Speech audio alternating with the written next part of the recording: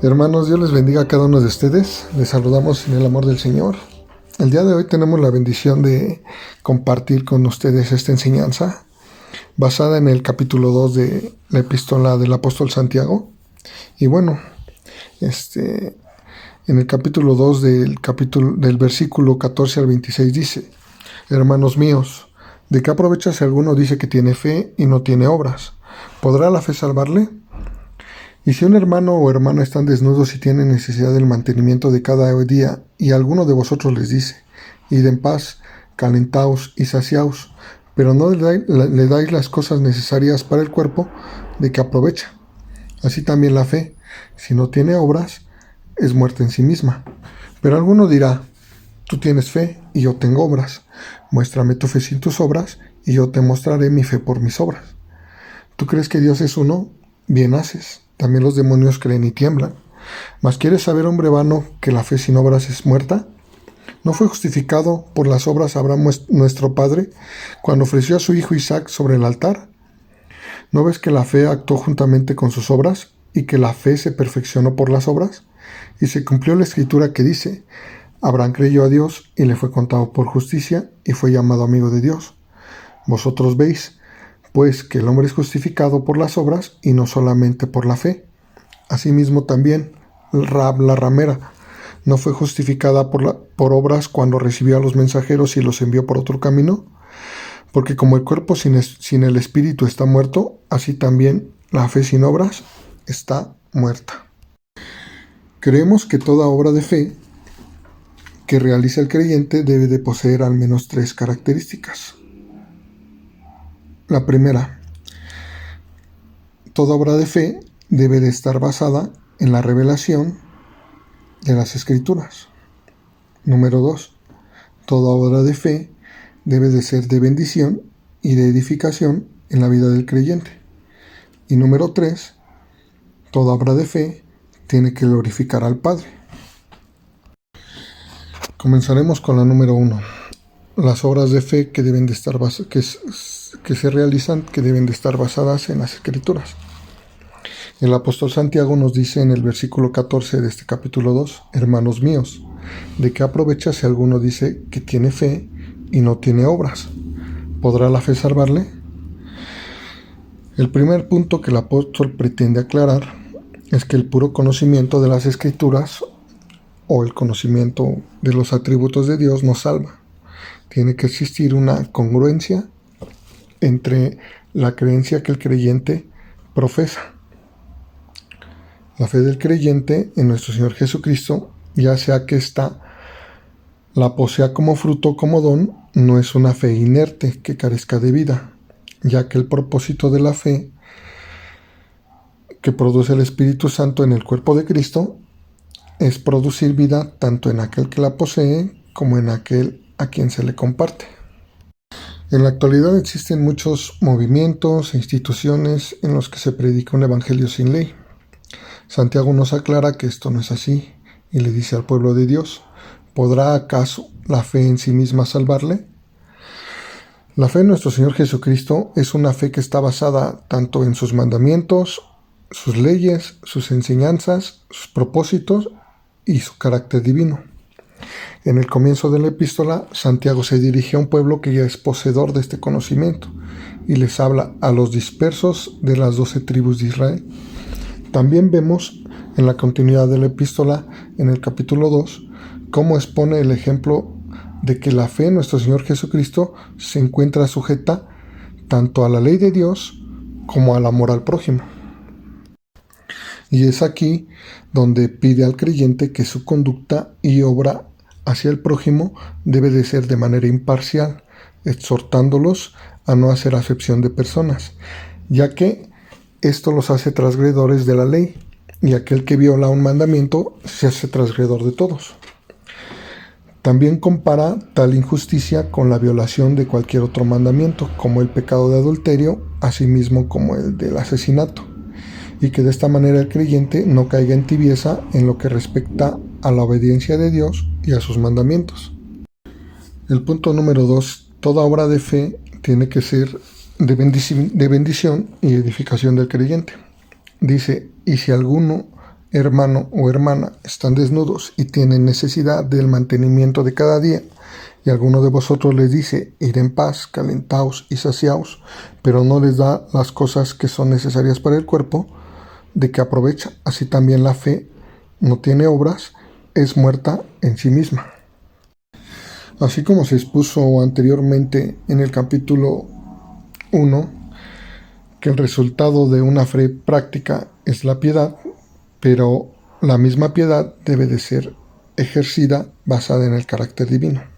Dice Proverbios capítulo 15, versículo 8, el sacrificio de los impíos es abominación a Jehová. La piedad sin la dimensión del carácter divino es un puro humanismo. En el mundo podemos ver una inmensidad de personas, asociaciones civiles, con la aparente causa de hacer bien al prójimo, ¿no? Pero, como lo vimos en el capítulo anterior, aquel que se cree religioso y practica aún la maldad, a sí mismo se engaña. Así que la obra de fe que se realiza hacia nuestro prójimo no solamente debe de cubrir la necesidad física, sino también la espiritual. Pongamos el ejemplo de todos aquellos creyentes, por así decirlo, que predican a un Dios que todo lo da, que todo lo perdona, pero ignorando las cláusulas que esta bendición conlleva. Cuando los discípulos le piden a nuestro Señor Jesucristo que les enseñe a orar, pues bueno, tenemos el modelo del Padre Nuestro. Y hay una parte donde dice,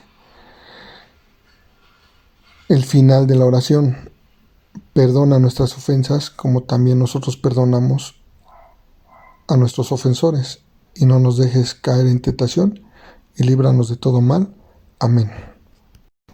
Pero al término de esta oración, nuestro Señor Jesucristo hace un énfasis en el siguiente versículo, porque si no perdonan a los hombres sus ofensas, tampoco el Padre perdonará las suyas. Vemos cómo una bendición de Dios como el perdón está condicionado. También Dios demanda una respuesta del creyente, le demanda una respuesta a nosotros como pueblo.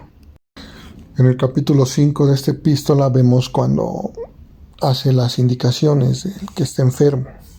Y dice que la oración de fe, pero también dice que si aquel hubiere cometido pecados, le serán perdonados.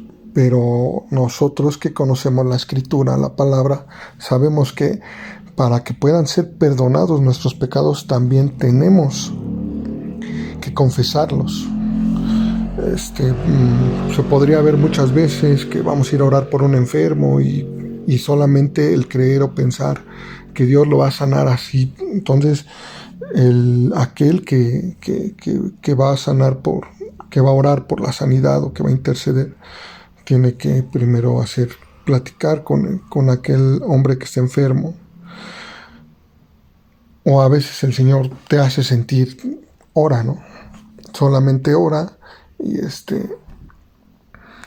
dependiendo del caso y el Señor obra, ¿no? Pero sí vemos aquí en este caso como nos habla, que también puede ser la enfermedad por pecado y es necesario que aquel que está enfermo pues confiese aquella transgresión por la cual podría estar en esa condición.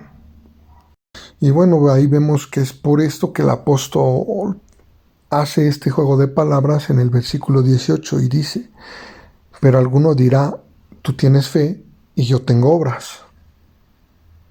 O sea, no se puede tener conocimiento y no tener obras. Y dice, se podría decir de este hombre que tiene una fe sin obras y pues no hay cómo confirmar esa creencia, ¿no? Es solo un hombre con conocimiento. Y el apóstol confronta esta postura diciendo, muéstrame tu fe sin tus obras y yo te mostraré mi fe por mis obras. Y pues entramos al punto 3, donde toda obra de fe tiene que glorificar al Padre, tiene que glorificar a Dios.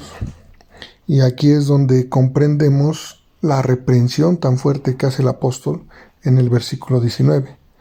tú crees que Dios es uno, bien haces. También los demonios creen y tiemblan. ¿Quieres saber, hombre vano, que la fe sin obras está muerta? Santiago hace una comparación fuerte, aún con los mismos demonios, con Satanás. ¿Qué tal hombre puede considerarse igual? Entonces, pues sabemos que Satanás conoce la Escritura, lleva siglos conociendo la Escritura y pues incluso la utilizó queriendo tentar a nuestro Señor Jesucristo en el desierto, pero sabemos que tanto él como el creyente que su fe no está acompañada con sus obras, pues al no obedecerla no está glorificando a Dios. Cuando un creyente obedece la ley, los mandamientos y la verdad y el testimonio de Dios, pues nuestro Dios es glorificado. La fe que glorifica a Dios es la fe que va acompañada con las obras. Esta fe, al llevarla a cabo, cumple los propósitos de Dios y al mismo tiempo satisface la justicia divina. Santiago pone como ejemplo a Abraham, cuando Dios le pide en sacrificio a su hijo Isaac y Abraham obedece. Y esto sirve como testimonio, como sombra de lo que Dios iba a cumplir al enviar a su hijo a morir por nosotros. Vemos cuando dice Abraham, cuando Isaac le pregunta a Abraham, bueno padre, llevamos la leña, llevamos el fuego, pero ¿en dónde está el sacrificio? Porque pues Isaac a esa edad ya sabía que un sacrificio tenía que ser con un cordero, ¿no? Y pues la respuesta de Abraham para con Isaac es: Dios se suplirá de cordero. Entonces vemos cómo es una sombra del cumplimiento que Dios suple al Cordero de Dios que quita el pecado del mundo en la persona de nuestro Señor Jesucristo. Y cada una de estas obras que Dios demandan glorifican al Padre y satisfacen la justicia divina. Vemos a un pueblo de Israel saliendo de Egipto como figura de aquellos que salen del paganismo, como figura de aquellos que salen de la idolatría, de las costumbres paganas, y pues vemos la imagen, ¿no? Hace poco estaba yo leyendo como cuando él envía a los 2 espías. Y bueno, hubo 10 de ellos que tuvieron miedo, tuvieron temor, pero Josué y Caleb fueron aquellos que dijeron, no, nosotros vamos a entrar. Pero resulta que José es de la tribu de Efraín y Caleb es de la tribu de Judá. Y bueno, en un aspecto profético también tiene una aplicación de los dos, del pueblo de Dios, que como lo dice en Efesios, que de los 2 pueblos hizo uno. Y bueno, la única diferencia es que ellos cumplen una función y nosotros como iglesia cumplimos otros, pero todo lo que tiene que ver con su voluntad, nosotros tenemos que cumplirla. Y esa parte es la que a mí me lleva a pensar, ¿no? ¿Qué es lo que Dios quiere que nosotros hagamos como iglesia? ¿Qué es lo que Dios quiere que nosotros hagamos en este tiempo? En este momento de crisis que vemos tanta ideología, tanta filosofía, tanta postura, pues muchísimas cosas, ¿no? Como la ideología de género, el homosexualismo y todas estas movimientos de LGTB y incluso ya están metiendo toda la que tiene que ver con la sexualidad en las escuelas, y puede hacer que más adelante como cristianos podamos tener problemas con esto y tendremos que retener aquella fe, aún a pesar de la consecuencia social que esto conlleve, ¿no? Y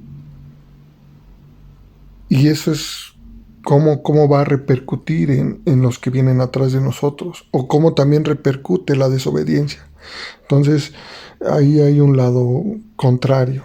En la desobediencia también repercute, también es de tropiezo para los que vienen atrás de nosotros, cuando pues se satisface la ley de Dios, ¿no? En cada generación. Y bueno, entonces es un asunto delicado, pero que sí se tiene que tratar, que sí se tiene que predicar, ¿no? Entonces, Romanos 12:2 dice que podemos comprobar el pueblo que desea obedecer la voz de Dios tendrá esa bendición de comprobar, o sea, no solamente de conocer, sino de manera intelectual, sino de comprobar la buena voluntad de Dios, que es agradable y que es perfecta. Y pues yo quisiera concluir con esto.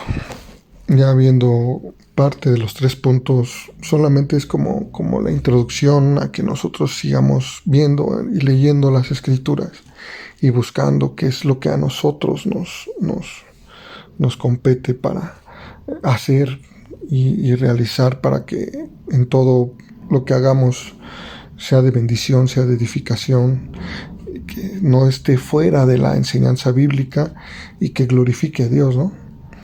Y fíjense que desde que yo llegué a las plantas del Padre, desde que el Señor me trajo al conocimiento de Jesucristo, yo siempre escuché acerca de un avivamiento, ¿no? Y que el avivamiento de la iglesia, y cuando uno va creciendo, va fortaleciendo, va conociendo, va metiéndose más, va obedeciendo, y entonces Dios va haciendo que tu fe vaya madurando un poco más y más. Y al ver estas enseñanzas vemos que lo que se le demanda al creyente pues no es fácil. Entonces, y al escuchar yo de ese tipo de avivamiento, y bueno, pues muchos pues lo presentan, ¿no? o lo predican con manifestaciones grandes del Espíritu Santo y mucho sensacionalismo y todas esas cosas, pero yo en lo personal he llegado a la conclusión, en lo poco que llevo conociendo de Cristo, porque bueno, tendremos una eternidad si ganamos la carrera, ¿no?, de conocerlo. Y el verdadero avivamiento se encuentra en la gratitud. Un hombre o mujer agradecidos podrán entregarse sin reserva por completo a su Señor y a su obra. Cuando no hay una gratitud de parte del creyente, pues no se va a dar a sí mismo para poder agradar a Dios, ni mucho menos para servir al prójimo. Y hay una parte de el capítulo 3 del Evangelio de Juan que a mí me sorprende mucho, que dice: el que en él cree, y aquí le atribuimos y le obedece, no es condenado, pero el que no cree ya ha sido condenado, porque no ha creído en el nombre del unigénito Hijo de Dios. Y esta es la condenación, que la luz vino al mundo, y los hombres amaron más las tinieblas que la luz, porque sus obras son malas. No nos está diciendo esta parte del Señor Jesucristo donde habla que no le aman, simplemente está diciendo amaron más las tinieblas que la luz.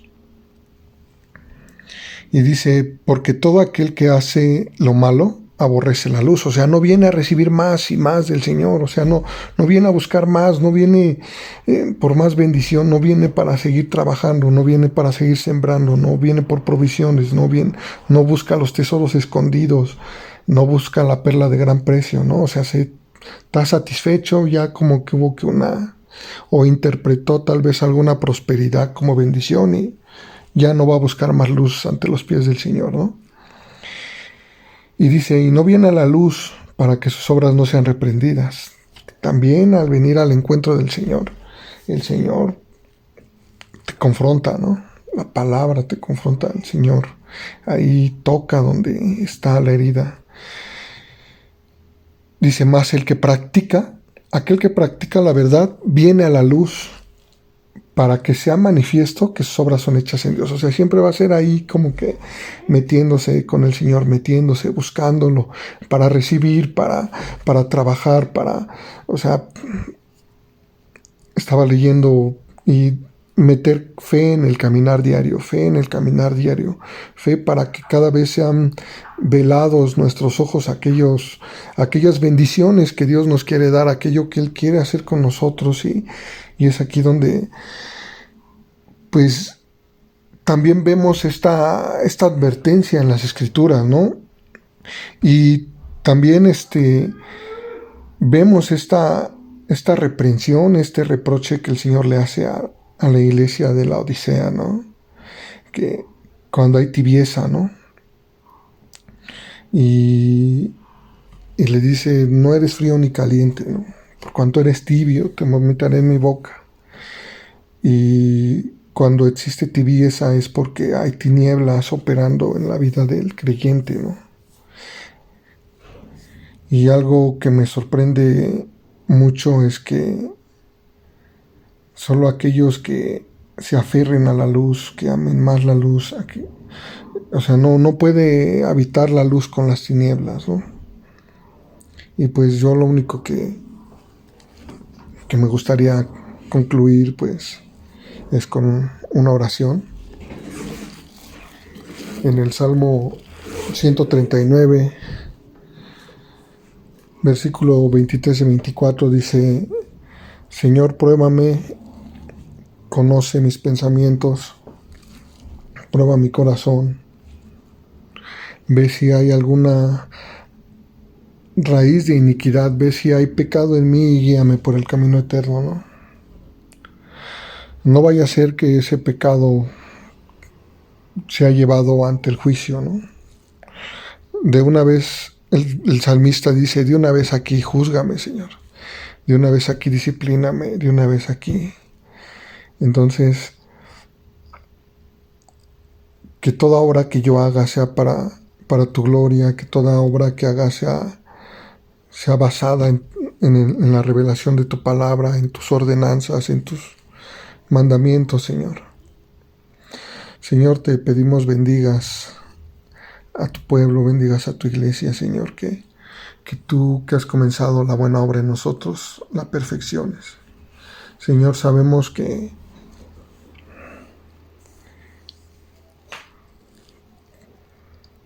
tu palabra, Señor, será la que nos guiará a toda verdad, en la cual nos podemos asir nosotros para la esperanza de vida eterna que tú nos has prometido, a los que perseveremos hasta el fin, Señor. Concede que no seamos hombres vanos, que no seamos hombres solamente de conocimiento, sino de una fe práctica, Señor, sino de una fe real, de una fe que te adore, que te honre, que te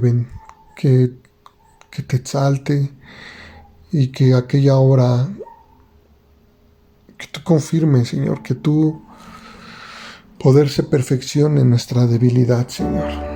Tú sabes que tenemos fallas, tú sabes que tenemos limitaciones, Señor, pero sé perfeccionándote tú en nosotros, Señor, y que todo sea para la gloria y honra de tu Santo Hijo Jesucristo.